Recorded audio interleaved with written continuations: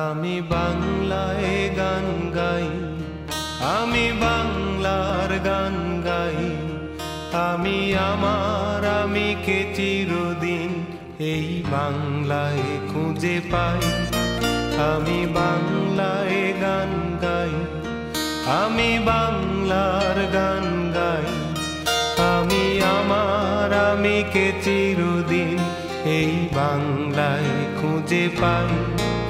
আমি বাংলায় দেখি স্বপ্ন, আমি বাংলায় বাঁধি সুর, আমি এই বাংলার মায়া ভরা পথে হেঁটেছি এতটা দূর। এস এম আব্দুল নূর, পিতা আলহাজ আব্দুল হাকিম। বাড়ির নামটা কি? আমার বাড়ির নাম হলো আব্দুল সোবান মিস্ত্রির বাড়ি। আমার ব্যবসার কেন্দ্র রিয়াজউদ্দিন বাজার মুরগিহাটা দোতলায়, আমত মিয়া সদাগরের দোতলার উপরে আমার ব্যবসায় ফিশিং ব্যবসা ছিল।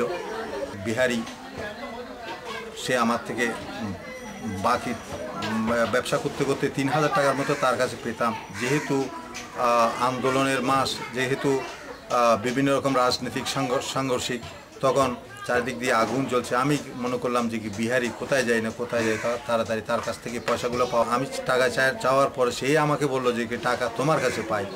তখন আমি আমার এক কেরানি ছিল বাবুল কান্তি সরকার নাম, সে তাকে আঘাত করলো, কথা কাটাকাটির মধ্যে সময় পর সে পড়ে গেল এবং পড়ে আমাদের সঙ্গে এখানে আমাদের এখানে বিদায় তাকে আশ্রয় নিয়েছিলেন বাঁচানোর জন্য। একটা মাছের জুলকি করে অন্যগুলি নদীর পাশে বে ফিশিং নামে একটা ইয়ে ছিল, মাছের আর ছিল, সেখানে পাঠিয়ে দিলাম সেই লাশটা।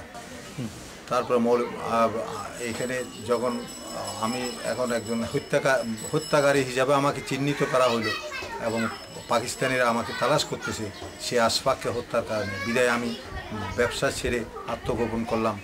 তারপরে জড়িত হয়ে গেলাম মুক্তিযুদ্ধে। সেখানে শুনলাম মৌলভী সৈয়দ তার পাহাড়তলিতে মৌলভী সৈয়দকে নিয়ে যাচ্ছিল। সেখান থেকে মৌলভী সৈয়দ পালিয়ে আমাদের এলাকায় চলে যাচ্ছে এবং এই কাজে যখন আমরা জড়িত হয়ে গেলাম তখন আমাদের সঙ্গে আমার চাচা আব্দুর রশিদ সওদাগর, নুরুল ইসলাম, আবুল হাশেম, জালাল, হারিস,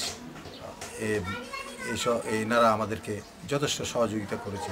আবদুল্লাহ হারুন যার নেতৃত্বে অনেকটা আমরা যুদ্ধ করেছিলাম।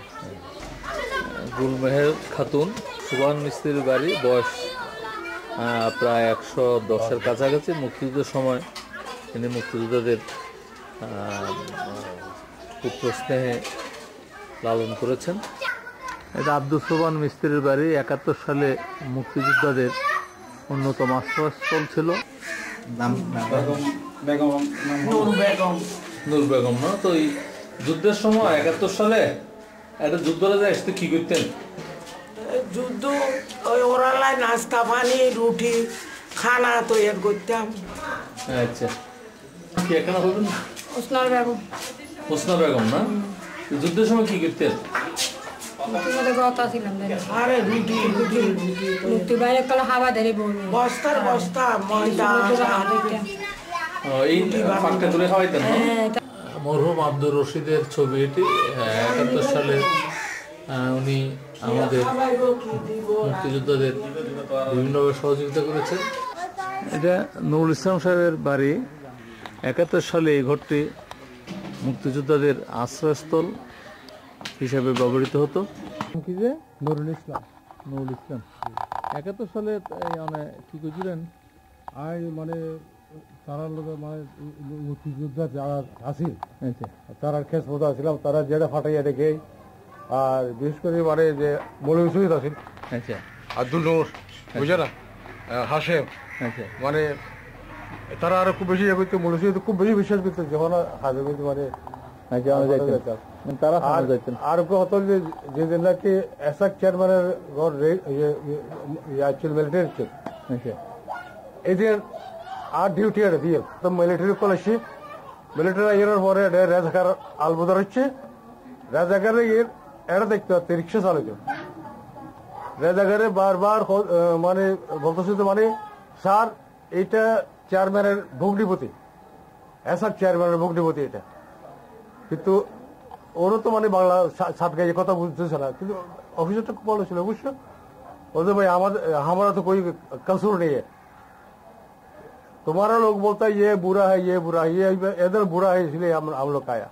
কিন্তু আর কথাবার্তা আয় করার চাইছিলাম কিছুদিন, এগেন হয়ে বললো আল্লাহ একটা ইয়ে হয়ে গেল, ওই একটা সময় মানে ইন্ডিয়া বোম ফেলা। আচ্ছা ওই কিন্তু ওই রেজাকারিতে এটা কি এটা অবশ্য আর শার্ট আড়ে দিত, রিক্সা চালাইত, আর হতে বেয়াদ বেটা তুই বড় বেয়াদ হবো না। আর দেখে হতে বেটা তোর কত হাজার সালাম দিলাম, তোর কত খরচমত করলাম, হতে আজ তুই আর সালাম বড় দিলি ওরা। আমরা দাঁড়িয়েছি হাজি ওমর আলী সাহেবের বাড়ি। আচ্ছা এডব্লিউ চৌধুরী সাহেব এখানে এসে ওনার রিভার অপারেশনে বিভিন্ন রকম পরিকল্পনা।